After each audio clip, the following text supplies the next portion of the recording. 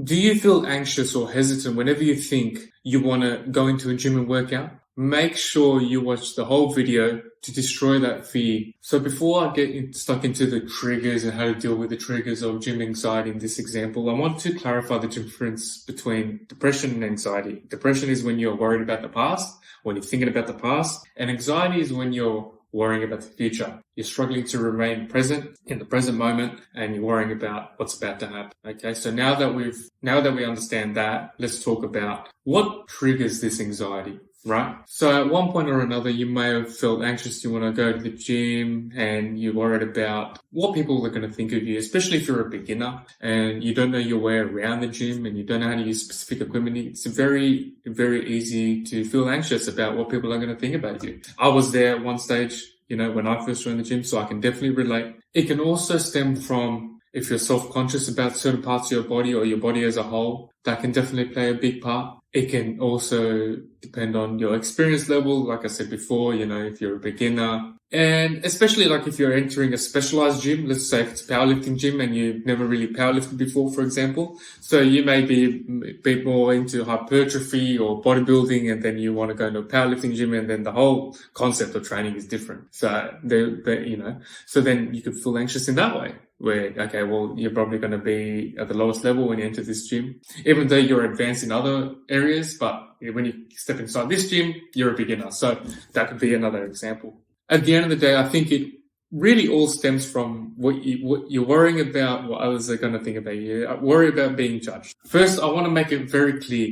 A gym is supposed to be a healthy environment. Everyone goes into a gym to improve themselves in some way or another, and so will you. So there is anyone who is going to judge anyone else for trying to be a better person or improve themselves, with people like that, you should never even care about what they think. Let alone, you shouldn't care what other people think in general, but especially those types of people, okay? So let's make that clear. Everyone in a gym is trying to improve themselves. So we're all equal. That's just simple and plain. So now I want to give you some tips on dealing with gym anxiety. To make it easier to understand, let's focus on another anxiety and how to translate that. Let's say public speaking, because that's a common one. How do you deal with anxiety of public speaking? You practice, and you prepare. Okay? So when you're going into a gym, try and find out as much as you can about that particular gym, the equipment there, what you're trying to achieve, or have an idea. Maybe research on YouTube, go on my Instagram, go on my different platforms, get a feel of what you may be in for.